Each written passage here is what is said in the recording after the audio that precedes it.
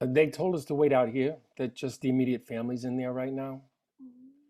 I remember when my father died, it was the worst part, the immediate family. It got a little better when strangers started showing up. At least you can bitch about them without feeling guilty. There's people who you've never seen in your life who come up to you, shake your hand, and say, I'm sorry. Why do people say that? I'm sorry. No shit, Sherlock. Everybody's sorry or they wouldn't be here. I just want to give them this and get back to work. I'm supposed to be there right now. They said it's okay to give money, like you really should when it's the father or, the head of the house. I don't know. That's what people gave us. He was just this truck driver. He used to come into the coffee shop I work in every day. And, we talked and kidded around. Buttered roll with extra butter and a cup of dark and sweet, like me. Daisy was hungover. He ordered a cherry Coke before he even got to the counter. He said he had 6 kids and that they drove him to drink. You could tell he didn't mean it. You could tell he liked his kids. My father didn't like kids. You can tell when somebody does. Red. That's what everybody called him. I don't know why. It's not like his hair was red.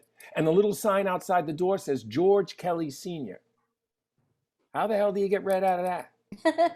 I thought his last name would have something red in it, That's how guys usually get those names. Get this? He called me Irish because he said I had the map of Ireland on my face. I'm not even 1/50th Irish. My last name is Del Vecchio, for Christ's sake. But Red was an excellent tipper. So if that's what he wanted to call me, Eringo Bra. When my boss told him I collected $2 bills, he left one as a tip almost every other Friday when he got paid.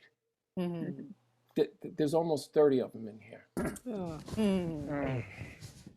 Some of the other drivers who come into the shop, well, they give me a hard time, because, well, I like to party.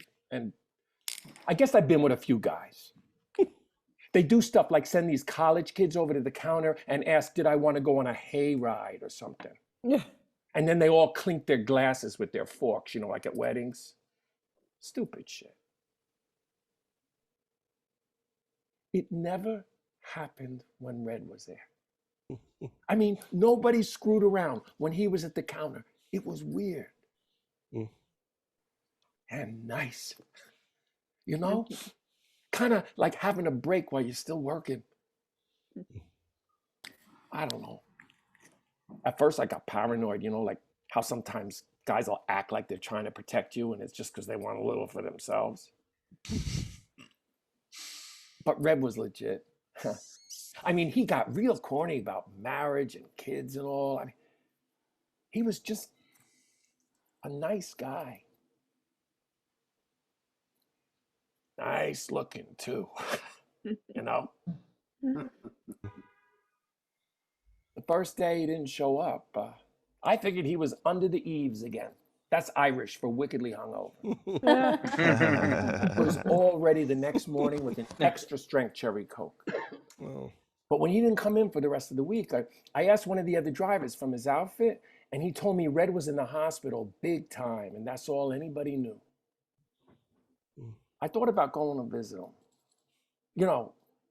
with a butter roll and a cup of dark and sweet.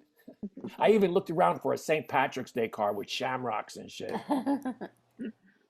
I couldn't find one. But then I started to feel like it wasn't my place. Like people at the hospital would wonder who I was to Red. I maybe even get the wrong idea. That's all I need, for his wife to think. It's hard to do what you think you should do. Like as soon as you think you know what to do, there's always some reason not to do it. But I made it here. I guess you gotta die to get any attention in this town. Oh, they're going in now. God. I don't know what to say to these people.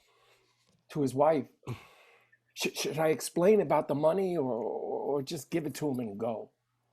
Should I tell him that I'm just a waitress from the coffee shop he came into every day? I don't know. Or should I say what I really want to say? That Red made me smile every morning at 7:30 when I didn't feel like smiling, and made me laugh and forget about the crap in my life for a little while and kept people off my case for a little while. And that's why I'm here. You see, the thing is, I don't want to sound like everybody else, because I really am sorry. Lovely. Oh, wow.